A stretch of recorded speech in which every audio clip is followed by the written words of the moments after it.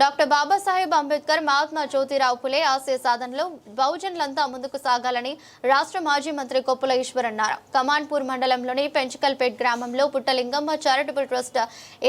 ఏవైఎస్ రాష్ట్ర కార్యవర్గ సభ్యులు ఇరుగురాల కిష్టయ్యలు సంయుక్తంగా ఏర్పాటు చేసిన డాక్టర్ బాబాసాహెబ్ అంబేద్కర్ విగ్రహాన్ని మంతని నియోజకవర్గ మాజీ ఎమ్మెల్యే పుట్టా మధుతో కలిసి ప్రారంభించి పూలదండలు వేసి ఘనంగా నివాళులర్పించారు. ఈ సందర్భంగా ఏర్పాటు చేసిన కార్యక్రమంలో మాట్లాడారు. ఈ చిన్న మారుమూల పెంచకల్పేట్ గ్రామంలో అంబేద్కర్ విగ్రహం ఆవిష్కరణ కోసం ఇన్ని ఆంక్షలు, ఇన్ని ఇబ్బందుల, ఇక్కడ 144 సెక్షన్ పెట్టాలని ఆలోచన రావచ్చునా అని ప్రశ్నించారు.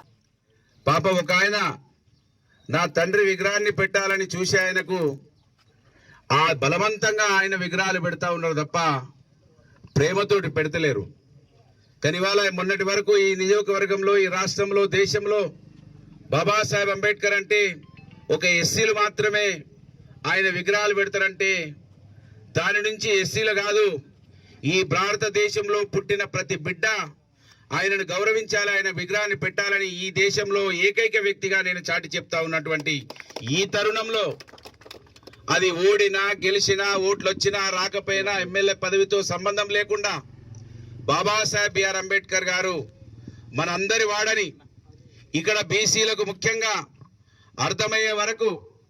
నా పోరాటం ఆగదని ఈ కార్యక్రమాన్ని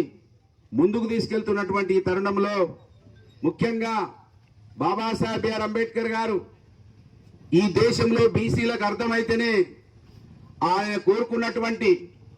ఓటు వేసుకొని బానిసమైతవా,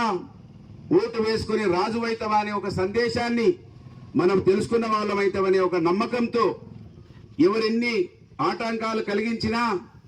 ప్రతిరోజు నీలి బట్టలు వేసుకుంటా ఉన్నాడు, అంబేద్కర్ అని మాట్లాడుతూ ఉన్నాడని,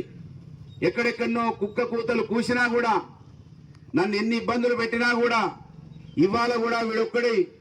ఈ నియోజకవర్గంలో కనుమరుగైపోతే మాకు ఎదురుందని ఈరోజు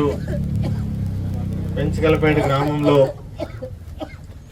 డాక్టర్ బాబాసాహెబ్ అంబేద్కర్ గారి యొక్క విగ్రహ ఆవిష్కరణ సందర్భంగా ఇందాక మాట్లాడినటువంటి ప్రతి ఒక్కరి యొక్క ఆవేదన చూసినట్టయితే అంబేద్కర్ గారి విగ్రహ ఆవిష్కరణ కోసం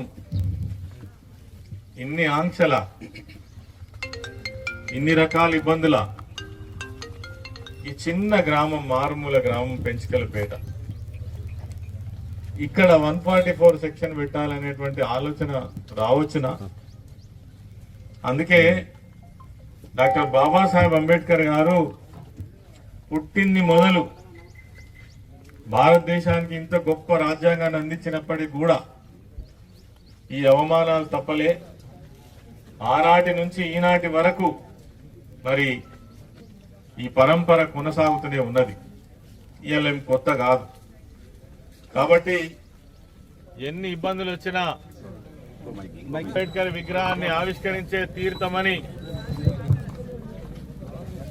పట్టుదలతో ఈరోజు ఈ ఆవిష్కరణ కార్యక్రమాన్ని